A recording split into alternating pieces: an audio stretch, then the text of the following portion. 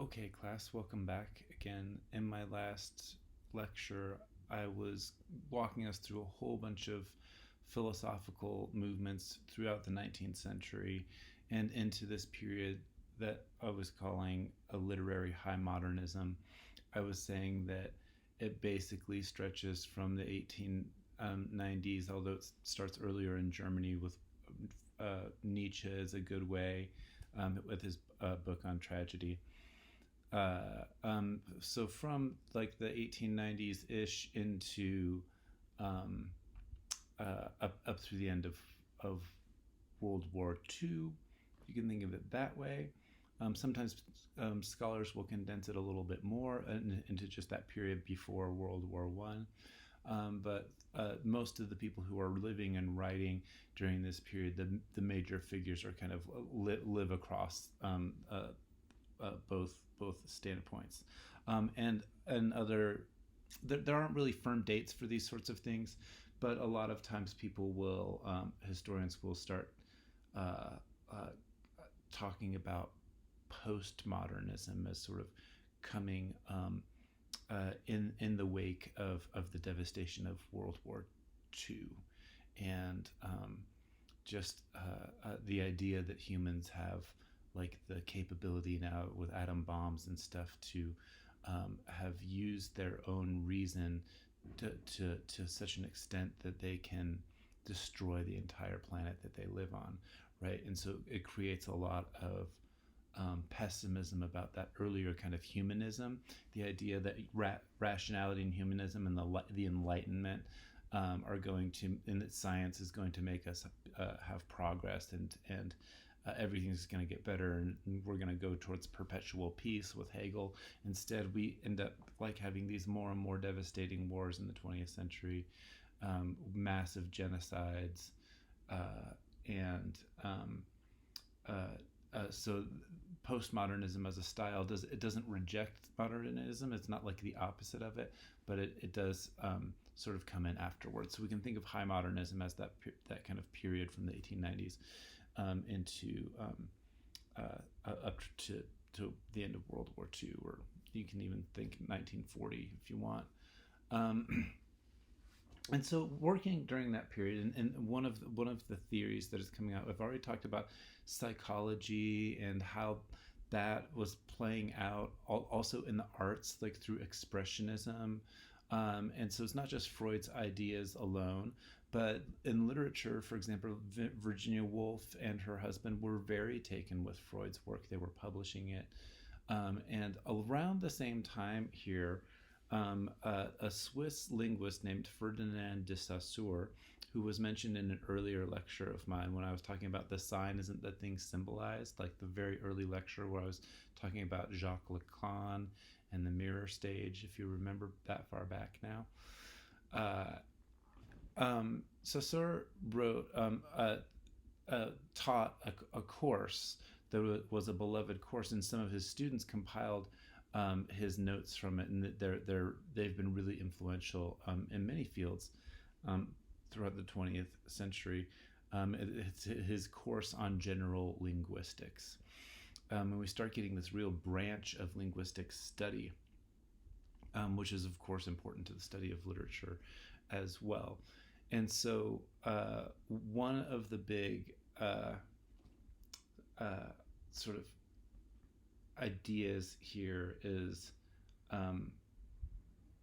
for him is that just that the sign is not this thing symbolized, right? So that the word for dog in English, there's another word in French, right? That we could have different words, and there's play in between, like the sign that I use, the sound sign that I use, and what it's referring to, right? So the signifier, which might be a word like a spoken word, or it might be the written word. There are different versions that it can have, but the signifier does not equal the signified, and so that's a big part of the equation there. There are various forms of structuralism that appear in the first half of the 20th century. And Freud's Oedipal complex is a really good example of it. It's like he's got this kind of package. He's got this idea of what the Oedipal complex does. He really thinks that it's something inside our heads, but he's using literature and myth to explain what he thinks is going on as a mechanism inside of human brains. And he gets a lot wrong. He's not really worthwhile in terms of medical science, as I've said many, many times, but he ends up being super influential for literary studies and other disciplines as well. And even if we are talking about like the things that he did wrong, like the gender stuff, it's like really like, yeah, there's a lot of problematic stuff in Freud. But you kind of have to understand like a little bit about him, not to like put him up on a pedestal, but just to like know how saturated we are sometimes with his thought. And if we're going to critique his thought, we need to like be able to see what it is to begin with, right? So he's just an important historical figure. And so Freud's big thing is the unconscious, right? The idea that there is this kind of zone that exists in us that drives us. It's where our drives come from, right? And it could be sexual drives or libido, something like that. And for him, it's always going to go back to sexual drives because he's really influenced by Darwin. And Darwin is just like, well, what species do is they try to procreate, right? And there's maybe competition between species. He don't confuse Darwin with social Darwinism, which is like taking that survival of the fittest idea and applying it to like human races or things like that, which like people like the Nazis later on were doing. So Freud doesn't mean that way, but what he means about drives is like instinctual drives, right? And one of our instinctual drives is procreation. Hence my just a little allusion to like the little dating segment of the earlier of the last one of the earlier videos I've made this week. So Saussure is talking about language, and so in language we're always dealing with like the words signifying something else. It's like, well, what is that something else? And are the words kind of just like the conscious manifestation of things? If you wanted to compare kind of like Freudian unconscious to language and linguistics in general. So Ferdinand de Saussure, in his famous book, says that he thinks that linguistics is actually a branch of a bigger science called semiology or semiotics.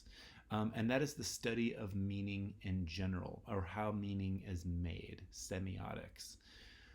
And he thinks that linguistics is just one particular branch, and we're dealing with words and how we communicate through language. And later on, he says at that point in time, he says we need to have like a lot more study of this thing called semiology or semiotics. And so later on in the century, Roland Bart, who's a really important French literary critic, takes up that task, and he says he writes a book called Elements of Semiology. He writes a lot of different books, but in Elements of Semiology, he says, Ferdinand de Saussure got something a little bit wrong. It's not that linguistics is a branch of semiology and semiology is bigger, because if we really want to talk about meaning or how meaning is made, the only way we can do that is by talking about it through language. And so we can't ever kind of escape the fact that that we're using language to try and communicate things, even when we're trying to communicate things that are really invisible or almost impossible to fit into words. And so he says linguistics has to kind of still stay on top, and semiology or semiotics needs to be beneath that. But why this is all important, especially for literature, is like, as I was getting at in my last lecture, like the same kind of movements that we see in music, and the same kind of in film, in paintings, right? The same kind of movements that we were seeing in the 20th century of moving from like towards more of an abstraction and then a concretization of the abstraction. And I've got this kind of Bauhaus poster here, just as a kind of reminder of that kind of moment. where everybody's sort of thinking about what the future is going to be, but it's this very alienated modern state. So what is modernity? The idea of the flaneur came up in the last lecture from Baudelaire's painting of modern life, um, and we'll go on here. And so, yeah, the idea of like just questioning what modernity is a good thing. Is our culture in decline? Is our culture progressing? Right? These are different, lots of different views about this kind of stuff. Um, so here are some things that are important about some very simple things that are important about thinking about semiology. So semiology means that we can talk about meaning and not just talk about it in terms of like this written stuff on the page or the words that are coming out my mouth, because we're talking about meaning itself. And this allows us to talk about different mediums like music, film, uh, literature, right? And when we apply it to literary theory, we can start taking things that weren't traditionally considered literature, like song for today. That I'm going to talk about that. I'm going to sing for you guys even, and or film. Like I teach film classes in the English department here, because we read the films like texts, like literary texts.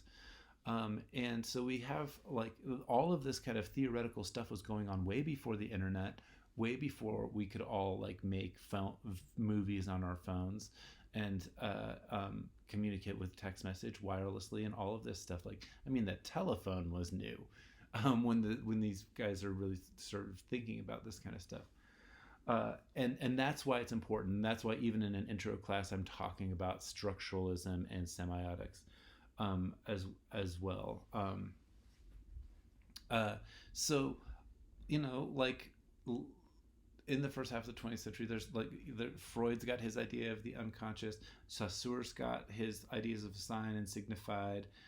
Later on, you'll get like hero's journey stuff, which I already talked about in earlier lectures, and why I don't want to go into archetypal thinking and Carl Jung and stuff like this, stuff that tries to kind of package and reduce things to like a simple knot, like, oh, if everything's just the hero's journey, then we can just kind of look at the structure of the hero's journey. I don't find that alone useful. And of course, Jung and these people are very important intellectuals, but there's something reductive about that approach to literature. And what my approach is wants to take account of is the expansion of literature. And so what you'll hear if you ever go read a literary criticism book, or if you want to learn more about literary criticism, you'll hear about structuralism and this thing called post-structuralism, which is it's like one of those things like modernism and versus postmodern. It doesn't reject structure and to begin with. It's just like when you start looking deeply at what structuralism is, it kind of undoes itself. And the famous French philosopher, literary critic Jacques Derrida has a term for this called deconstruction. That when we look very closely at the things that seem to be structuring our lives, it kind of falls apart. There isn't a center for it to hold anymore. And that gets really, really popular in the 60s, and so we'll get there. But if we go back here, just like to the idea of semiology, the study of meaning, or the study of signs, right? And it could be sound signs, it could be visual imagery, it could be words as signs, right? So semiology expands the concept of the literary and helps us with analyzing attempts at abstract and pure language poetry. And so, as I was already kind of indicating with Ezra Pound and Imagism and William Carlos Williams, like the poetry is starting to get like really, there's a lot of negative space in it. There's a lot of minimalism. The poems are kind of starting to look more or merge more with pictures. Even in that Bauhaus poster from here, if I go pop back there really quick, like even in this Bauhaus poster, you see um, sorry, I just did something wrong here. Yeah, even in the Bauhaus poster, um, oh, I think I've just messed up my my sound. Um, okay, I gotta stop. Okay, even in this Bauhaus poster, you see the ways that words and text is merging with the image itself, like that kind of collage of different media, or what we call in arts classes mixed media, right? And so we live in a world of this, and it's like I'm mixing media as I'm making these videos for you, and I just clicked on a sound thing, so I was having a weird echo that I had to get rid of. Uh, so if I come back here, um, there's a really famous poem that I'm not having us read by Gertrude Stein, a super important modernist poet. And there's a famous line from her poem Sacred Emily, which is a rose is a rose is a rose, right? Like and there's this kind of it's a kind of like about love poems, or like like roses are red, violets are blue, all, and it's this classic symbol of love is the rose. But there's something about the when you repeat it over and over again, like you reiterate a rose is a rose is a rose. um, it kind of just seems like, well, like there's a flatness or something. It's like, oh well, one thing is just like another, just like another, just like another. There's just like copies or facsimiles of things.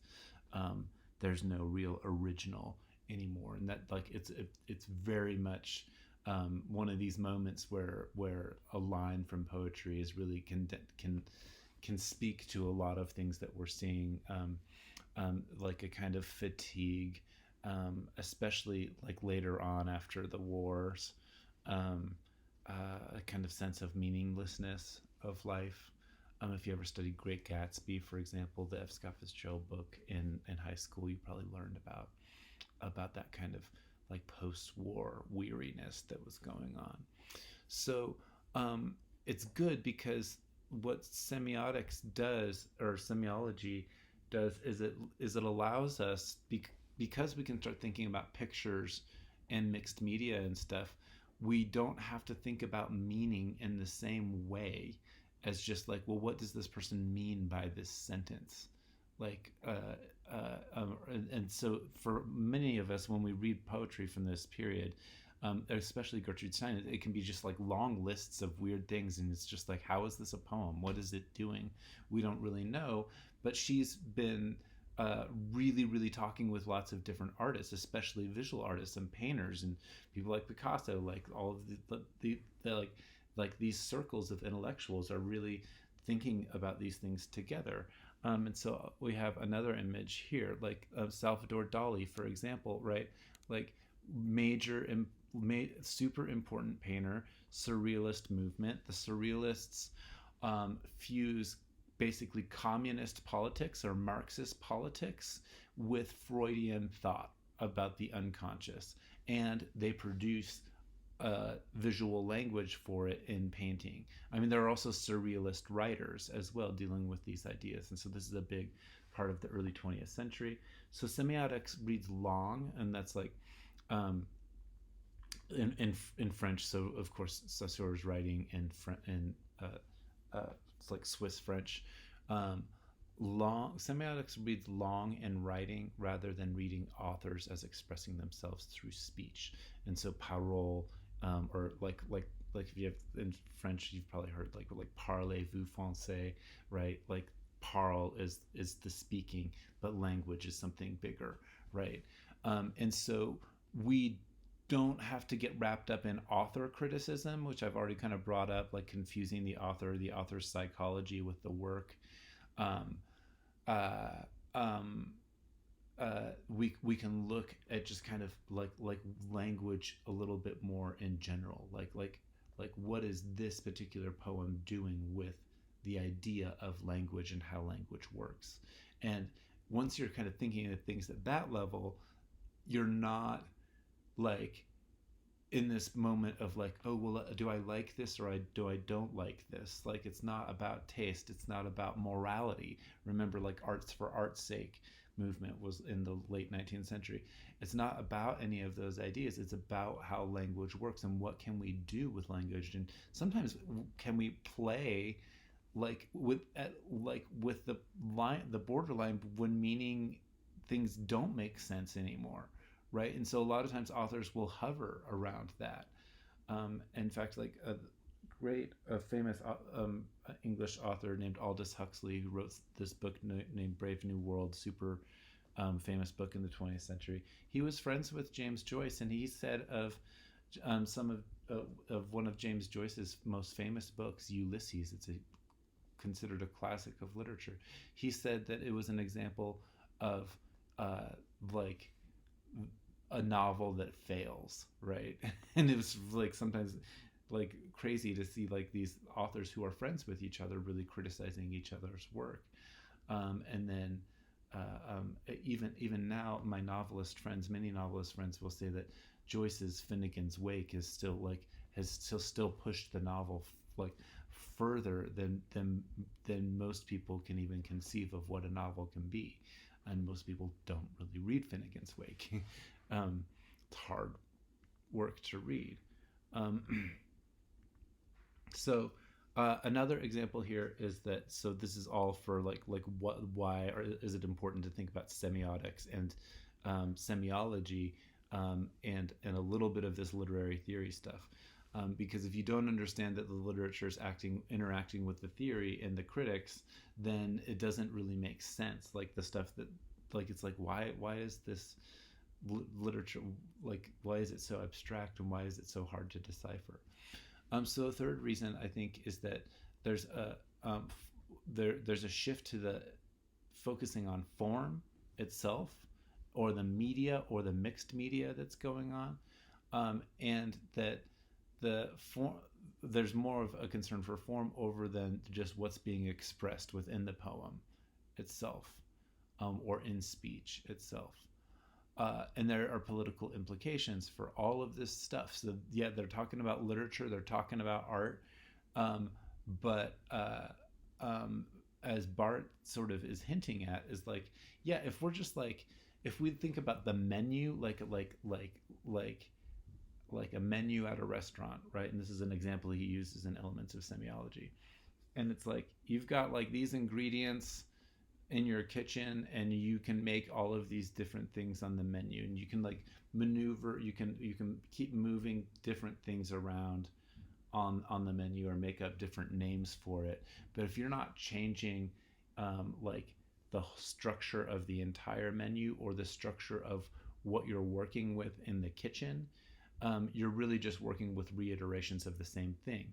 And so if you want something like social change to happen, for example, you have to find a way to look at the structure of the system behind it. And we're having big discussions in this country right now about like institutionalized racism, structurally inherent racism. Well, what is that structure that people are referring to? How do we have access to what that structure is? Do we all agree that it's the same structure, right? Is it the legal system, the American legal system as a structure? Is it our political system? Is it just the way cops learn and or don't learn, like sensitivity training, something like that? So if we take another example here, I'm going to take a specific literary example. This is Ted Berrigan's Sonnet 15 from his book of sonnets, which comes out, I believe, in the mid 1960s. I'm going to read it out loud, as I always do. In Joe Brainerd's collage, its white arrow, he is not in it, the hungry dead doctor of Marilyn Monroe, her white teeth white. I am truly horribly upset because Marilyn and ate king corn popcorn, he wrote in his of glass in Joe Brainerd's collage. Doctor, but they say I love you, and the sonnet is not dead. Takes the eyes away from the gray words, diary, the black heart inside the 15 pieces Monroe died, so I went to a matinee B movie washed by Joe's throbbing hands. Today, what is in it is 16 ripped pictures does not point to William Carlos Williams. And so if this is like, just look at this poem. Usually, like if I'm in a face-to-face class, we can spend more time on this, and usually after a while somebody will start noticing, like, hey, it seems like some of the lines go with others, right? And one of the ways you can tell is punctuation. Like I said, if we're reading Shakespeare or when we're reading Shelley, right, is one of, like, punctuation is the reader's friend. um, uh, so like this does not make a sentence. In Joe Brainer's collage, it's white arrow, he is not in it, the hungry dead doctor. Like, and we notice that not every line, like, so sometimes in poetry, like the first word of the line is capitalized, but we notice that they're not all capitalized here, right? And so students usually start kind of working through it, and they start seeing a pattern, right? Um, uh, and so you might pause this and just look at it right now and just see if you can figure out the pattern. I'm going to move on with this just because of just for timing and the lecture here. So what you can start doing is you can start putting this piece together. So you've got a closed quote here, but there was no opening quote. So you got to find, but then you've got an opening quote here, but there's no end quote. There's no closing of the quote. So, or he wrote in his, and you're expecting something, but then, like, down here we get diary, right? So he wrote in his diary, the black heart inside the 15 pieces. So we want an of, right? We want to find an of, the 15 pieces of glass in Joe Brainer's collage. And you keep working with it and working with it, and you start getting something like that, like this. Like, in Joe Brainer's collage, its white arrow does not point to William Carlos Williams. He is not in it, the hungry dead doctor. What is in it is 16 ripped pictures of Marilyn Monroe. Actually, that O should be, that's a typo, right? From wherever I copied this online, that O should be lowercase. Of Marilyn Monroe, her white teeth white washed by Joe's throbbing hands. Today, today I am truly horribly upset because Marilyn Monroe died. So I went to a matinee B movie and ate king corn popcorn. He wrote in his diary. The black heart inside the 15 pieces of glass in Joe Brainer's collage takes the eyes away from the gray words, doctor, but they say I love you and the sonnet is not dead. Okay. So now there's some sense going on. We don't know necessarily what all is going on here, but it's like okay, so there's a sequence, there's a pattern to it, and it's about kind of reading from the outsides in and moving towards the center. And it is a sonnet, right? It is like it is not like the early modern sonnets, right? So it's working with form, the form of the sonnet, right? And what he's kind of responding to is that William Carlos Williams, he's the guy who wrote the Red Wheelbarrow poem, right, from last lecture. In an essay, it was actually a letter to another poet named Sid Corman. William Carlos Williams, he was a big modernist, and he wanted to change and experiment and try new forms and make everything new. That's a big part of, like, the Imagist movement, and people like Ezra Pound make it new. And Ted, so in this letter, this famous letter, he'd said that the sonnet was dead, that the sonnet doesn't, as an art form for poetry, it's not useful for us in the 20th century. So Ted Berrigan, by using the sonnet form, he's making an argument against the saying that yes, that is still useful, but you have to be able to think about form in a different way, right? So check this out though. Like, this is sonnet 15 in the book. Look at sonnet gosh, I'm sorry, 59. In Joe Brainerd's collage, its white arrow does not point to William Carlos Williams. He is not in it, the hungry dead doctor. What is in it is 16 ripped pictures of Marilyn Monroe, her white teeth whitewashed by Joe's throbbing hands. Today, I'm truly horribly upset because Marilyn Monroe died, so I went to a matinee movie and ate king corn popcorn, he wrote in his diary.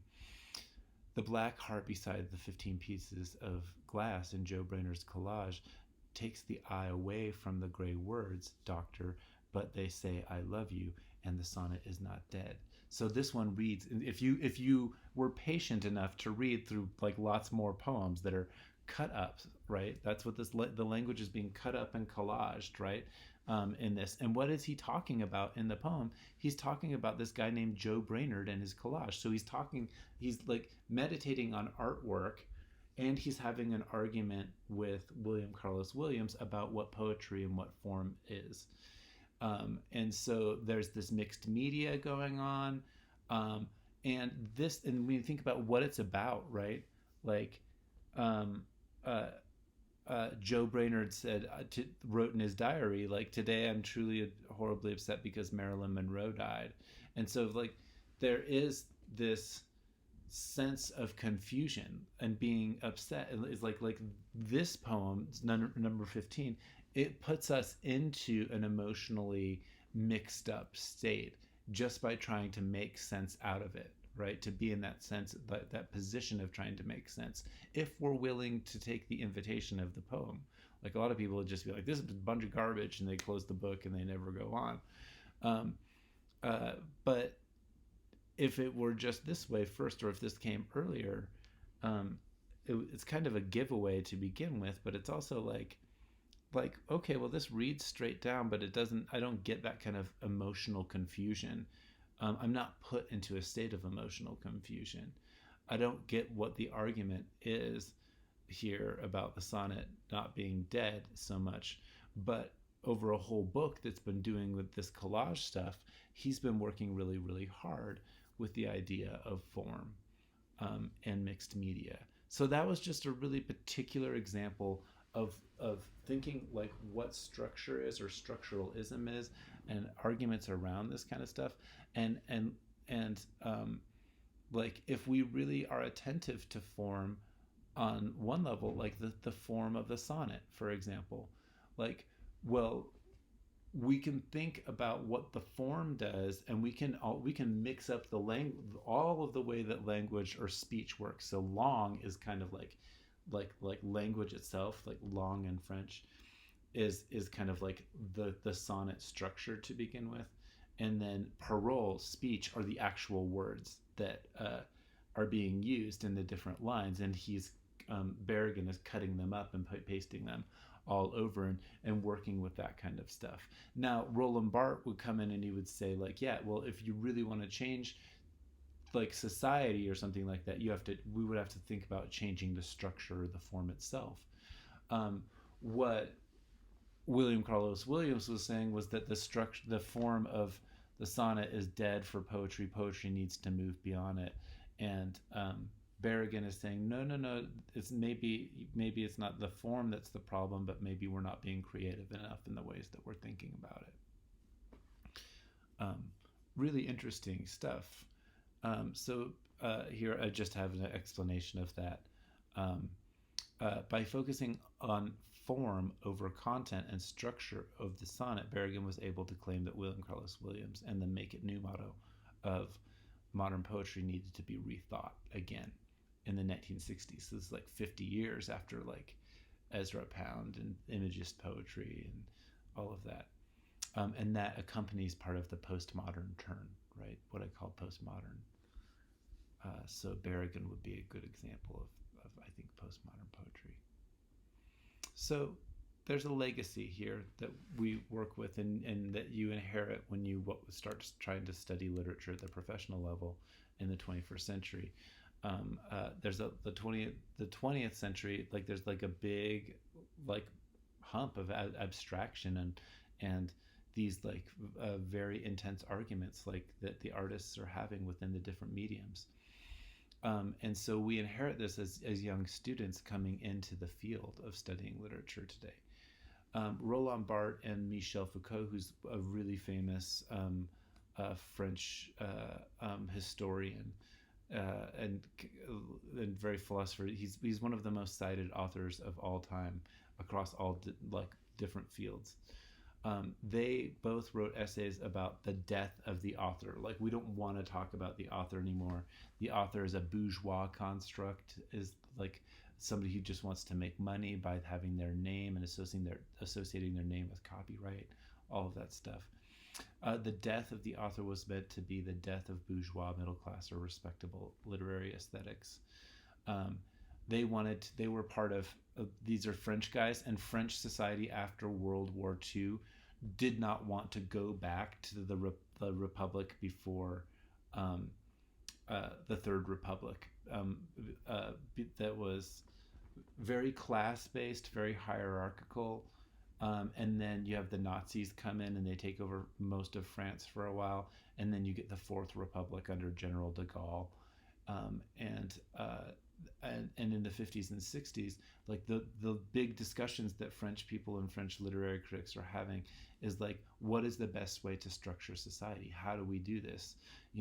Do we want to be persuaded by kind of the Soviet message over in the USSR? Do we want to be persuaded by the liberal capitalists in America? Do we want something in between, some form of socialism? All of this sort of stuff is going on in that moment. And because those discussions have reverberated out around the world, since then, French theorists have been very influential in literary and other forms of thought. So they were critiquing capitalism's emphasis on individuality and creative genius, which is a very romantic notion. When they were saying that the author's dead, and they are critiquing also the idea of origins in mythology and social sciences, and that's like a critique of people like Sigmund Freud, right? That, way back, when we were apes, there was like a fight between apes, and they overthrew their father figure, and by doing that, they got power themselves, but then they felt guilty about it, and that guilt caused repression. This is all kind of Freud stuff. They want to say, like, there's some important stuff in what Freud points out, but there's no getting back to the origins of things. And so the word that sometimes is used is the postmodern idea of the simulacra, or mass production. Or like, we can think like mass production, like newspaper, CDs, records, LPs, later cassette tapes, all of these new media of the 20th century are coming out, and then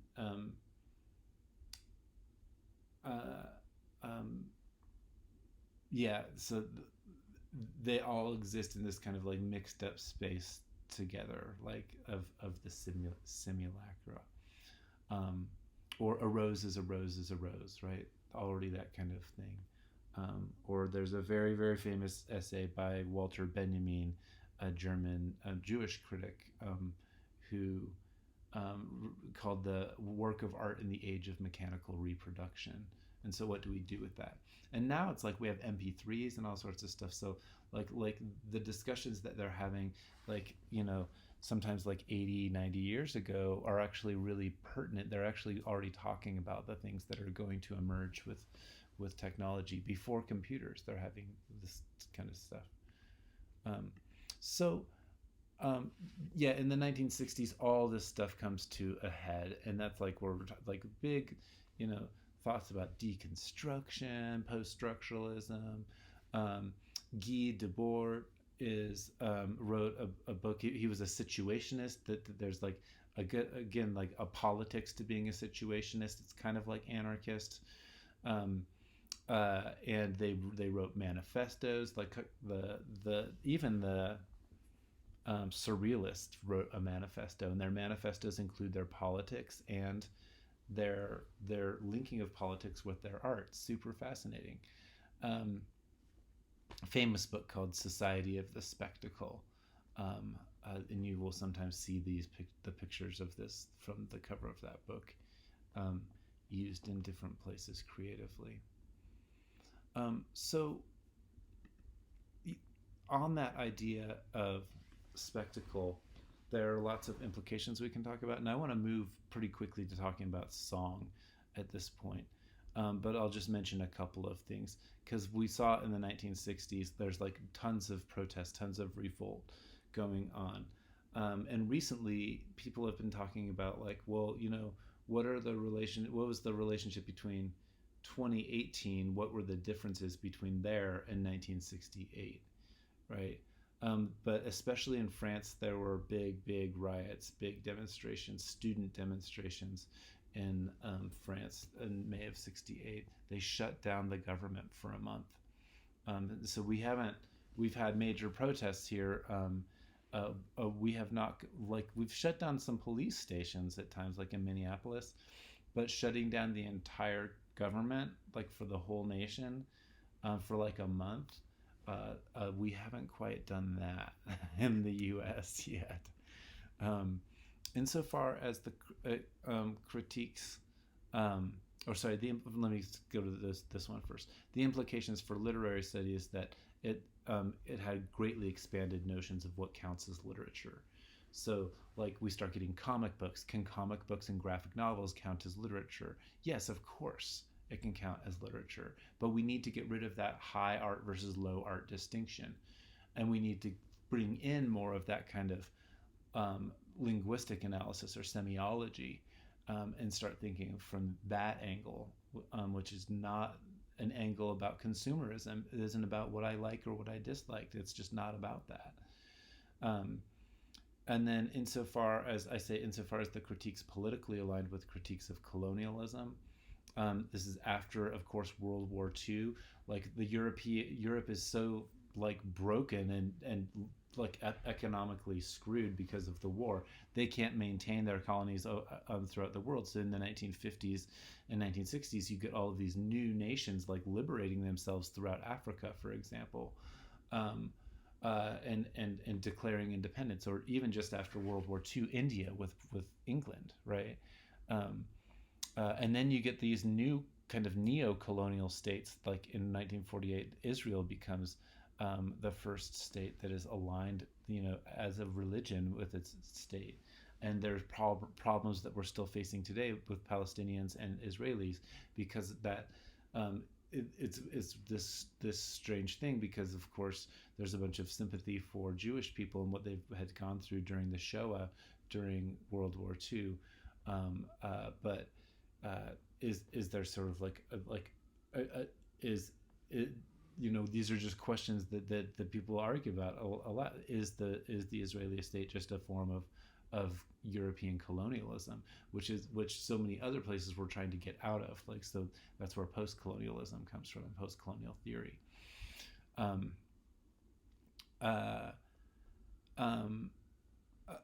All of this stuff made us think completely differently about what literature is, and literature with a capital L. And that's why in our class I've had us think about like well, what is that definition of literature that I gave you, tracking social desire over time? It's a very, very open way of thinking about what literature is. So in recent years, one of the interesting discussions that has been around song. And this is partly because Bob Dylan a few years ago was given the Nobel Prize for Literature. And this pissed off some other poets. Like, they thought, like, isn't he famous as a musician, all this sort of stuff. Why are we doing this? Why are we giving the major literature award to a songwriter? But we're starting to see that more and more. Like, we're seeing awards being given to poets or writers like Kendrick Lamar. And so I want to look at some of that stuff, some of their work in our discussion post this week. But let's just think about song itself, because like song has its own kind of history. And what we saw with Ted Berrigan's poem was like, you see more and more formal experimentation going on the page itself, right? And even if you look at the Bacchae, back at Anne Carson's translation, what she does with like the way she spaces words all over the page, even though it's an ancient text, the way she constellates all of the language on the page is very, very contemporary.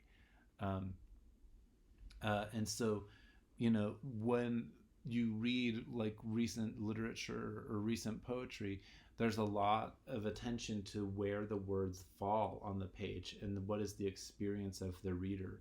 Um, in terms of that, even lots of novelists like Sela Satterstrom, in a few weeks when we read her, she composes everything to the page, even though it's a fiction book. And so we'll see that kind of hybridity showing up. Um, so I want to just oh yeah, there's one other thing I want to mention before getting to song.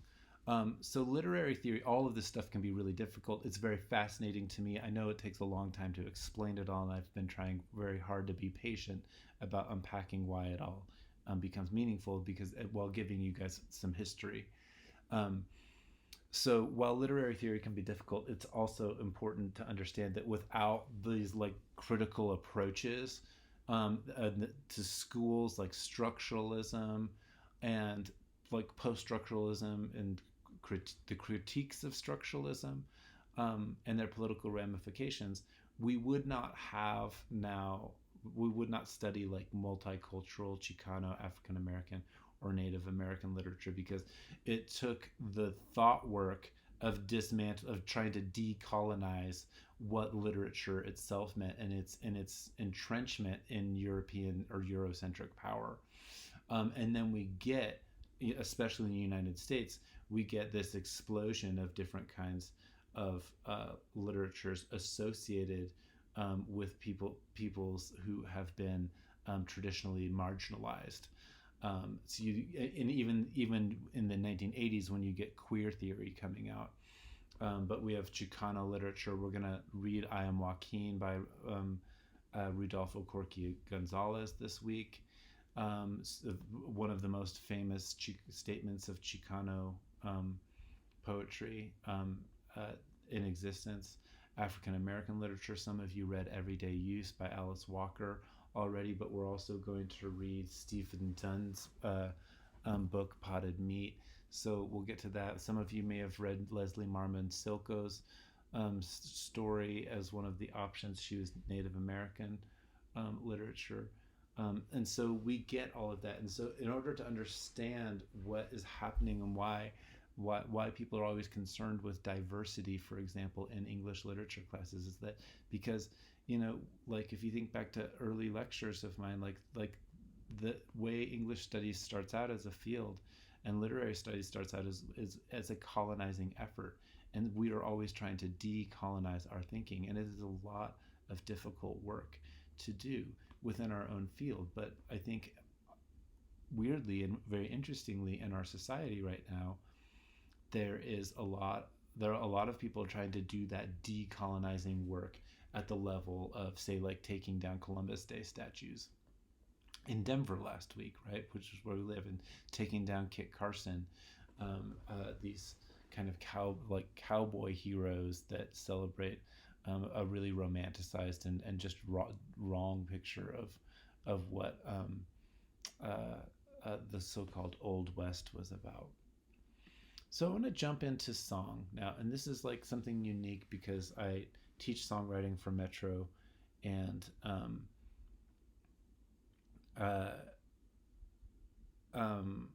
I think about this a lot, like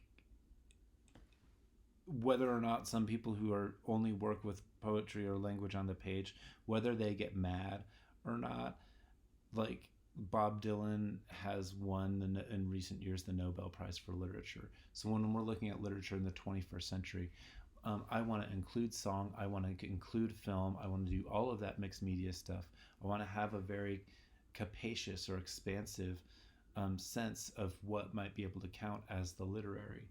And so as we turn to song here, I'm going to play an example of a murder ballad. And a murder ballad is like ballads, news ballads were being told or written and put onto these things called broadsides and distributed. These are kind of like before newspapers really existed. So people would write a poem and then it would be printed up and then it would be distributed out, like people who were going out um, visiting different towns. We kind of before mail systems even really, like, this is how news was being spread, and this is what songwriters have done historically, all going all the way back to Homer and oral, like before people were doing literature, like writing letters down on things. Um, there's oral culture, and that's really important to song.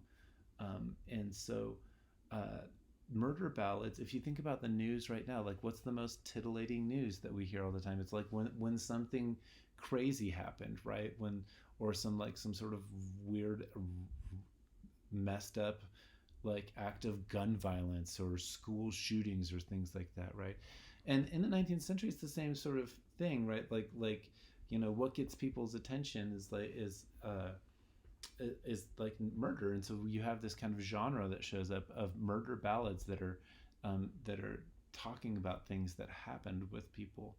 The murder ballad I'm going to play for you is called Henry Lee, and folklorists actually trace it back, and you can look up. I gave you some information on Blackboard about the song. You can look up the old song "Young Hunting." So it's a Scottish song. And it's like the Scottish song, like the lyrics to the Scottish song, like go on and on for a really long time. There's like a witch trial, like there's all this stuff going on, and somehow we trace it through the little ways that people have performed it, or they've changed words, or it's gotten stripped down to different things. We still recognize the essence of a song, even though the actual language or the lyrics might be changing, right? Which is super interesting thing that we have to think about when we think about things musically. So I'm going to play you an example. I'm going to stop this video, and I made a video of myself playing the murder ballad instead of like putting up the lyrics, and I'm going to weave that. I'm going to edit that into this, and then I'm going to come back and we're going to walk through the lyrics together. Okay, so here we go.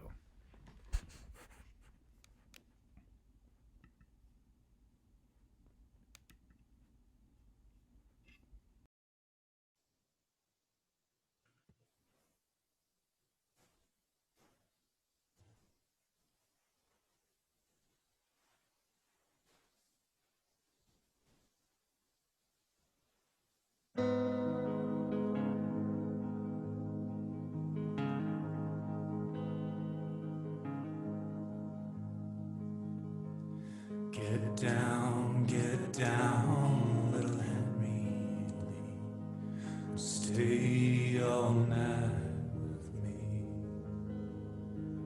Very best lodging I can afford will be far better than me. I can't get down, no, I won't get down. Stay all night with me, for I have a girl in that merry Greenland, and I love her far better than thee. She leaned herself against the fence just for a kiss or two.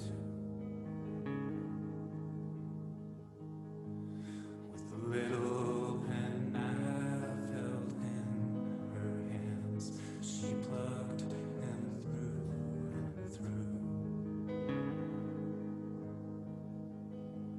Come all you ladies in the town, a secret for me to keep, with a diamond ring held on my hand that I never will forsake.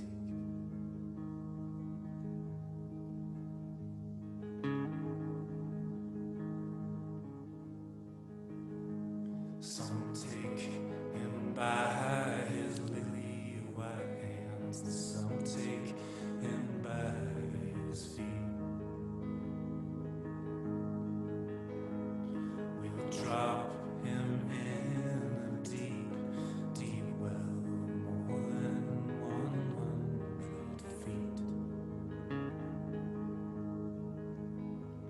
lie there, loving Henry Lee, till the flesh drops from your bones.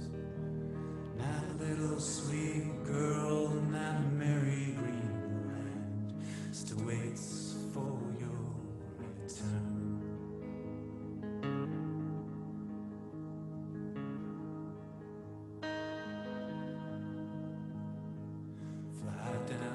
Fly down, you little bird, and alight on my right knee.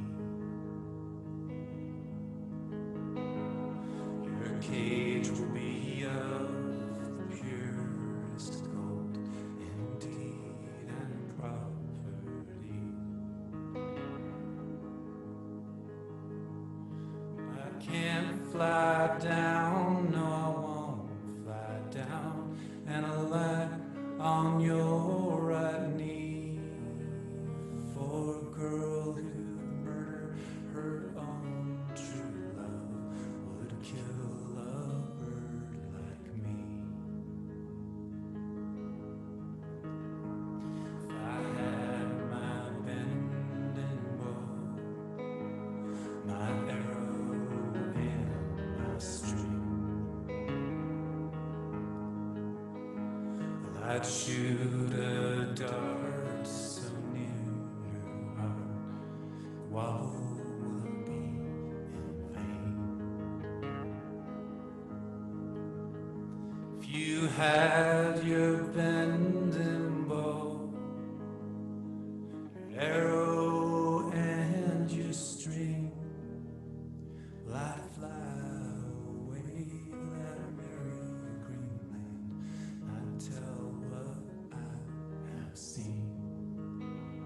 I'd fly away to that merry Greenland, and I'd tell what I have seen.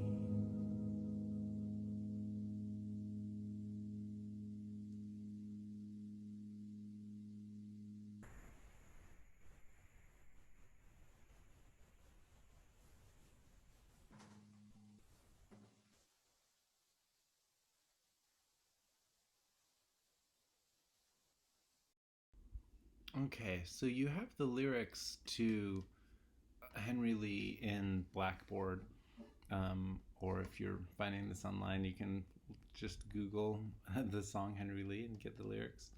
The version that I was basing my pulling the lyrics from is actually from an anthology that is really important in the history of American music, called the Harry Smith's Anthology of American Folk Music. And Harry Smith used to actually work up in Naropa in Boulder here, and he'd come from the East Coast before that, and was associated with all sorts of artists and creative people in his own life. But he was an early kind of ethnomusicologist, and what he did was he went around recording and taking field recorders out and recording people play music. He wanted to try and capture the sounds of music as it was happening. So remember, recorded music has not been around very long, like barely really a century, right? Only like right now, like 100 years ago, we're getting the first kind of Dixieland types of jazz records coming out. So the media and technology has just changed so much. And Murder Ballads, I wanted to start there because they carry us back to this time of focusing on oral culture. And they also have a way of kind of synthesizing some of the ideas I brought up in our early modern poetry lecture, which is the idea of rhetoric and the rhetorical situation. I think the rhetorical situation is really important for understanding song as literature. And if we're going to be thinking more and more of song and video and things like this mixed together as literature in the 21st century, I think that some rhetorical knowledge will be helpful. If we take that idea of what's the rhetorical situation, it's who is speaking and who is being spoken to, right? in this song. So the first line of the song is, I think, get down, little Henry Lee, and stay all night with me, right? So somebody, we don't know who it is yet, somebody is talking to someone. They're talking to Henry, right? To Henry Lee. And what do they want? They want him to get down, right? And there's some sexual connotation there, right? Like, even if we like jump to like later funk songs, like get down with Kool and the Gang. So get down, little Henry Lee, and stay all night with me. Um, the very best lodging I can afford will be far better than thee. I have got the money. Come spend the night with me. We're gonna get down. And then, so that's the opening couple of lines there. And then we get a response from Henry, right? So there's a shift in perspective. Who's talking and who's talking to you? I can't get down, and I won't get down and spend all night with thee, for I have a girl in that merry green land who I love far better than thee. And so now we get that there's a woman who has asked Henry Lee to get down with her, and we get Henry Lee who's saying no, right? And with that perspective shift, you get a change in the melody, right? So the first two lines repeat the same melody. If I did, I'm on a different guitar here. Get down. Oh, am I the wrong chord? Okay. Get down, little Henry Lee, and stay all night with me. And then the same melody again. The very best lodging I can afford will be far better than thee. Shift in perspective to Henry. I can't get down, no I won't get down, stay all night with thee, for I have a girl in that merry green land, and I love her far better than thee. Okay, and so that's the first stanza, right? And that's the form of the song. It's actually an AAB form, so that the melody repeats A, we get Henry's perspective, and that changes, shift, and then the line, and then he's still talking, but it goes back to the. Okay, and so now on to the next stanza, or verse 2, or song form 2. Well, again, we want to pay attention to who's speaking. So Henry's just said, no, I'm not going to get down with you. I love somebody else in another green land. And so then we get, she leaned herself against the fence just for a kiss or two. With a little penknife held in her hands, she plugged him through and through. So now we get like a third person narrator's voice here, right? And so it's like, okay, so who saw this? Like who has witnessed that? Somebody's witnessed a murder. Because we're not getting Henry Lee's perspective, because he doesn't make it out. And then the perspective shifts again, and it goes to this woman, right? With a little penknife held in her hands, she plugged him through and through. Come all you ladies in the town, a secret for me to keep, with a diamond ring held on my hand that I never will forsake. Okay, so here again, who's speaking now. This woman is speaking, and she's called her girlfriends from the town, and she wants them all to keep a secret. um, and apparently she's taken a diamond ring from Henry Lee, and perhaps that is like, it was supposed to be the ring that he wanted to give to the woman that he loved in the Merry Green Land, right? And then we get the next stanza comes in. Some take him by his lily white feet, lily white hands, sorry. Some take him by his feet.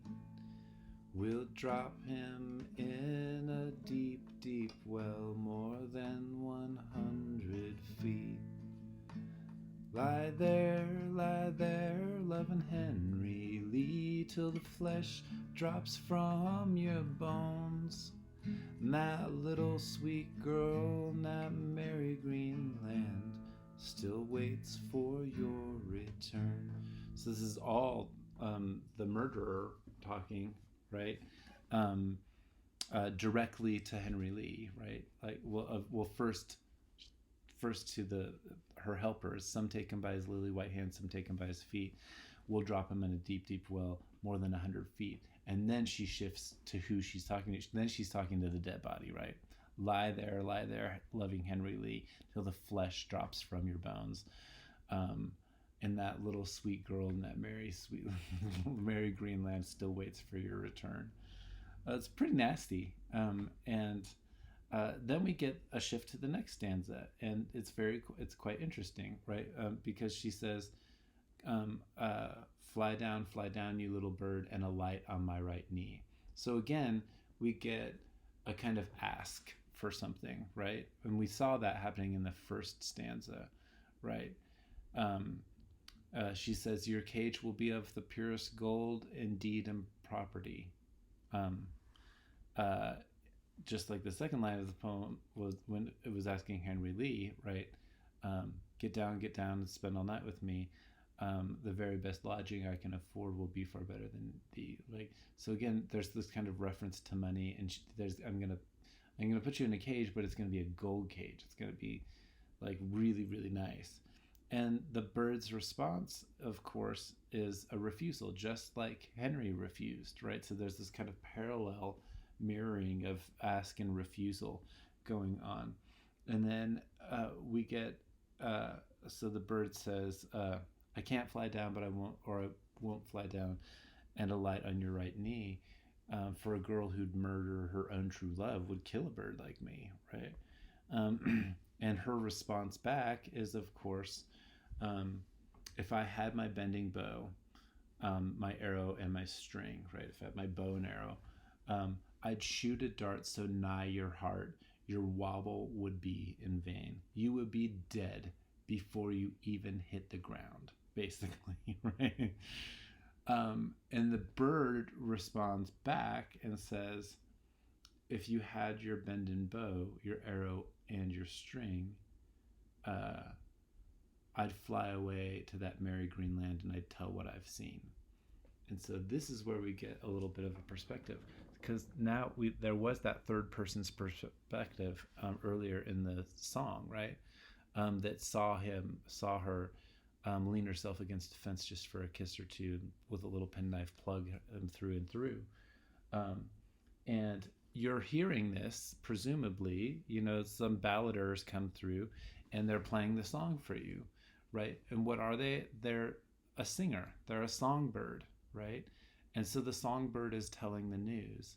And so actually the perspective of the whole kind of song really is kind of encapsulated in the singer as a songbird who's basically going around and telling the news. And I wanted to do this as a contrast because, of course, yes, the theme of love is showing up in this murder ballad, and we've seen this, and I was, trying to be like kind of funny with the Tinder stuff or whatever, and like the mysteries of love. And this is what love, yes, so much poetry deals with the idea of love, but there's a lot more going on in these poems than just them being about love or even unrequited love. It's a really, really, like, the melody is simple, the chords are simple, um, but what is happening in terms of the story is quite complex. And that's something that folk music can do that pop music, like that we're gonna listen to some more recent stuff, does not necessarily do. And so you'll want to listen to Bob Dylan when we listen to Bob Dylan's latest record. I mean, his record just came out like 2 weeks ago, but he happens to have a song called Murder Most Foul, which is a direct reference to Macbeth, which we read. So I want us to think about that. I made a video of myself playing um, Spanish Boots of Spanish Leather. I think it's important to learn to sing this stuff and to, just like to sing, to read poems out loud, to channel it through our own bodies. I think that we learn a lot that way. And so I often learn other people's songs. You don't have to be a great singer, and it's not about becoming like, a stage performer or anything like that. It's just about um, putting somebody's voice and their perspective through your body. Um, uh, I also have put up lyrics to a song by um, um, uh, Chavela or Havela uh, Vargas, who is a singer who she passed. Oh, I think she was born around 1920-ish or 1919 and passed around 2012. She's a Costa Rican born uh, uh, singer, and she moved to Mexico pretty early in her career because there weren't enough opportunities in Costa Rica, and became a Mexican citizen. But she is from Costa Rica, um, and I threw in a ballad that she has called La Llorona, and some of you, if you grew up if you're in a Latino or Latina household, or Chicana household, you might have grown up with La Llorona stories. She is known as the Weeping Woman, and she actually, the story is that she drowned her kids, and there's lots of different versions of the story. It's a folk tale, right? And sometimes it's like to get back at her cheating husband. Sometimes her husband is Hernan Cortez, um, uh, the conquistador, the colonizer, and and then La Llorona gets associated with La Malinche, who was a woman who could translate Mayan and Aztec for Cortez. So sometimes the historical stuff gets mapped into this character. But she's the weeping woman because she's weeping because she has drowned her, or she's killed her children. And so the idea is that in a lot of Mexican American like folklore, is that like kids are told when you're little, like, um, don't go play over there, don't go like out late at night, or don't go down by the river, because if you do, La Llorona will get you and she will drown you. Like, and so she's always walking around as a ghost, and she's a weeping woman. She's often associated with water and drowning, but sometimes you hear stories in communities that are like where there's not a lot of water, but there might be like railroad tracks. So like, no, she like lives by the railroad tracks, and so there are stories that have a function to them that it's like keep kids from doing things that might be dangerous. But there's a lot of other richness to it as well. And so I put up um, uh, the lyrics to that, and I made a quick like translation. It's not a very good translation, um, using just like Google Translate and stuff, because unfortunately my Spanish isn't good enough for me to really do the translating. I can do French, but I can't. So I can glean a lot, but I just don't have Spanish. Uh, um, I wanted to think about that. So aspects of folk and mythology, folklore coming into our songs, which is a big part of of songs. So lily white hands, like these little moments of language, like lily white hands show up in so many different folk songs, or down by the river, or in the pines, as I've already mentioned, with the Bacchae, and the pines showing up as this place where lovers go, but also lovers, like, sometimes something goes wrong, somebody gets hurt, somebody gets murdered, all of that sort of stuff. Um, and then I've put onto uh, Blackboard also the lyrics to Kendrick Lamar's recent song, All Right, which has been, if you don't know this already, it's been, for a while, it was kind of like the anthem of the movement for Black Lives, or the Black Lives Matter movement. A lot of that song came out, and it was associated with the movement. But we see lines from that song, like we gonna be all right. It shows up as the title of a Joyner Lucas song, right, called "We Gonna Be All Right," and his song is completely different. And so, what I want us to think about in our discussion post this week, you can talk about any of the stuff from these lectures this week, but I want to give you a chance to talk about these poems and these lyrics, the contemporary stuff, and let's just try and figure it out together and see what things we have to say about it. One other poem I put up was I am Joaquin, which is a famous, like I said, Chicano poem from the 1960s. It's not a song, so I wanted to get that in there. And so obviously I'm doing some stuff with having Latino culture, right, or Mexican American, by way of also Costa Rica this week. And so I want to think about that. What is a Chicano? Things like this. You may or may not know that, and I'm not going to lecture on that right now, but I'm going to have you guys do your writing. Your Blackboard prompts will be about poems that I have not talked about. So the idea is that you've watched all of these lectures, and you've had some thoughts, and now you're going to go to deciphering in dialogue with each other about those other pieces that are up there. And I threw some music videos into it as well. I threw a video in for the Kendrick Lamar All Right video, which has more than the actual lyrics from the song. And it's a super interesting video.